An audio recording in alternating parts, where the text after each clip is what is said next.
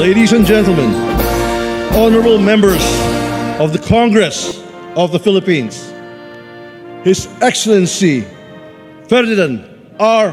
Marcos Jr., President of the Republic of the Philippines.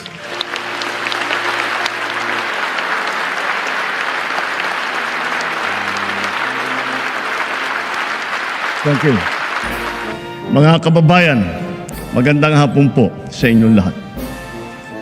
Makasaysayan ang katatapos na halalan nitong Mayo. Isang tabi na natin ang ating pagkakaiba at magkasundo na sa tatlong bagay na nagbibigkis sa atin.